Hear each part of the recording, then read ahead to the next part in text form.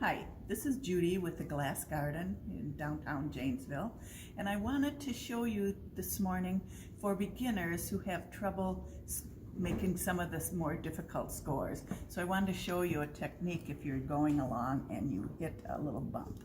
So you're just going to start out, and you always bring your cutter up perpendicular, and you're going to start going, and then you're going to hit a divot. And you're going to put your thumb behind there and raise it up just enough to go past that, and then you'll finish your scoring.